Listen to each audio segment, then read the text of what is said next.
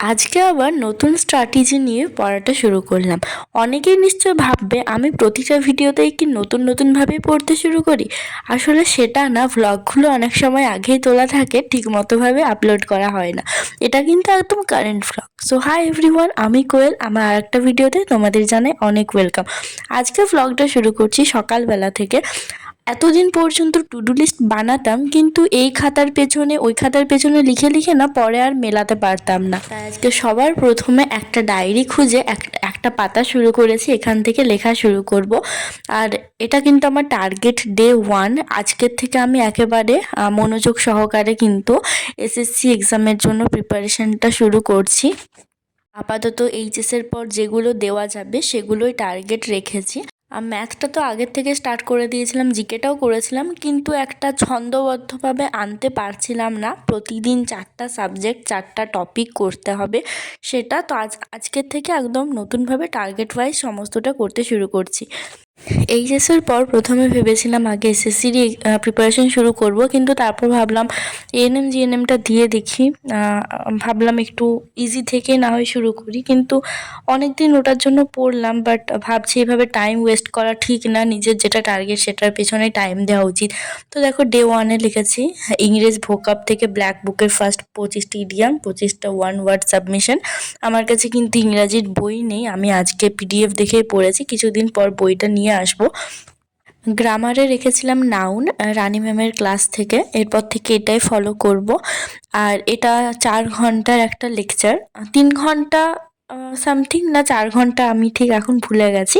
তো প্রতিদিন 1 ঘন্টা করে করে করব ভেবেছি। একটা ক্লাসেই বেসিক থেকে অ্যাডভান্স লেভেল পর্যন্ত আছে।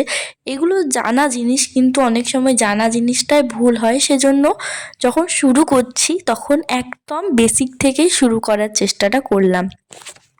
আর আজকে শুধু কিন্তু ক্লাসটাই করেছিলাম, ওখান থেকে কিছু এক্সট্রা নোট করিনি।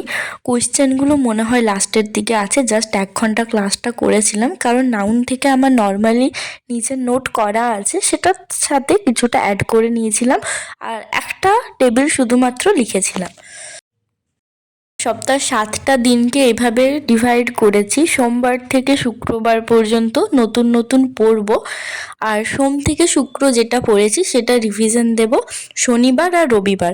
এখনও কিন্তু আমার মক টেস্টের কোনো সোর্স নেই। টেক্সট বুক থেকে পারচেস করা যায়, বাট এখন পারচেস করবো কিনা বুঝতে পারছি না, কিছুই তো পড়া হয়নি। দেখি একটা মাস আগে প্রিপারেশনটা নিই, তারপর তখন মক টেস্ট দেওয়া শুরু করব। আর জিকে, ইংরাজি, ম্যাথ 3টার সোর্সই কিন্তু আমার ইউটিউব, আর বইও কিন্তু সেরমভাবে কিনিনি, শুধুমাত্র জিকে বইটা আছে। এরপর একটা স্ট্যাটিক জিকে বই আর একটা ব্ল্যাক বুক, সেটা কিনতে হবে। আর প্রিভিয়াস ইয়ার্সের কোয়েশ্চেনের একটা বই কিনবো। আর স্ট্যাটিক জিকে থেকে আজকে রেখেছিলাম ডান্স, সেটা ইউটিউব ক্লাসের আগে তরুণ গোয়েলের বইটা থেকে জাস্ট ছোট্ট করে বেসিক একটু দেওয়া ছিল। তো প্রথমে ভাবলাম বেসিকটা পড়ে নিই, তারপর ইউটিউব ভিডিও থেকে করব। আমি একটা ভিডিও দেখেছিলাম আজকে প্রমর স্যারের, আর একটা দেখেছিলাম এমসিকিউর শুধুমাত্র, এনসিইআরটি এমসিকিউ মনে হয়, আমার ঠিক নামটা মনে পড়ছে না। আসলে জাস্ট এই সবে সবে ক্লাসগুলো তো করতে শুরু করছি, সেজন্য চ্যানেলের নামগুলো ঠিক গুলিয়ে যাচ্ছে। আর ম্যাথ আজকে রেখেছিলাম, আগের দিন যে পার্সেন্টেজের অঙ্কটা শুরু করেছিলাম।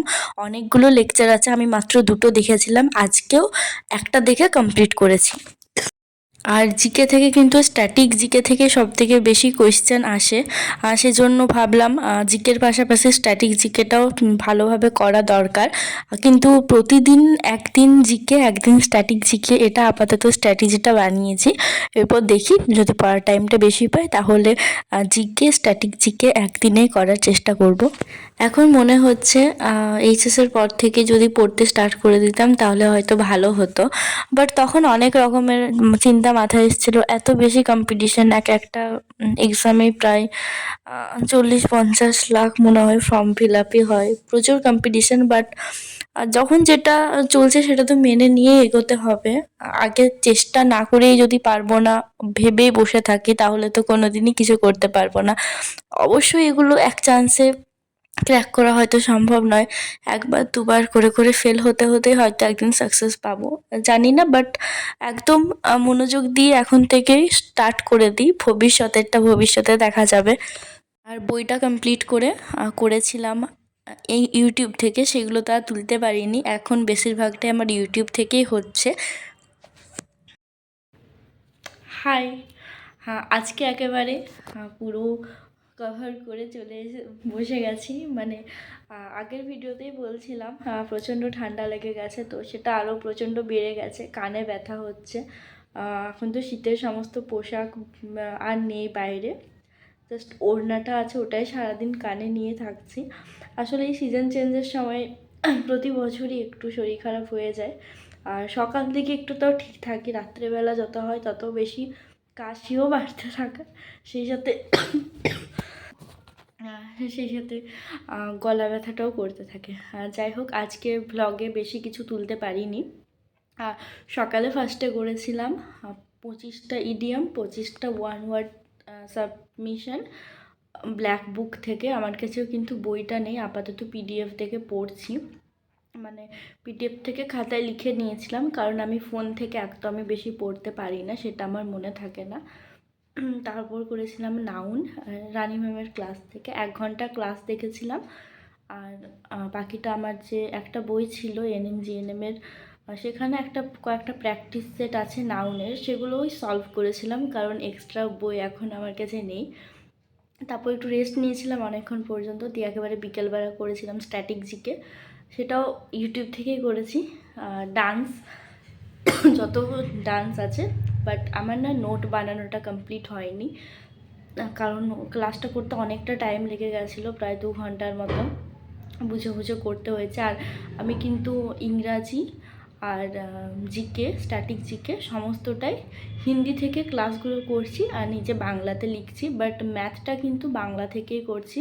ম্যাথ উইথ মৃন্ময় স্যার যে চ্যানেলটা আছে, ওখান থেকে ম্যাথটা করছি। আসলে ম্যাথ তো নিজেই কিছু বুঝতে পারি না, তার সাথে যদি সেটা হিন্দি দেখি তাহলে তো আরোই বুঝতে পারবো না। তো এই কটা ইউটিউব চ্যানেল থেকে আপাতত করছি। আর রিজনিংটা সবথেকে ইম্পর্টেন্ট, আরেকটা সাবজেক্ট, বাট সেটা আমি এখনও স্টার্ট করিনি, পরের দিন ভাবছি স্টার্ট করবো। আসলে এতগুলো সাবজেক্ট কোন দিন কোনটা রাখবো আমি কিছুই বুঝতে পারছি না। ভাবছি কাল ম্যাথটা না রেখে রিজনিং রাখবো, একদিন ম্যাথ একদিন রিজনিং। আর রিজনিংয়ের কোনো চ্যানেলও এখনও দেখিনি, কোনটা থেকে কী করবো, তো যাই করি সেটা তোমাদের সাথে শেয়ার করব।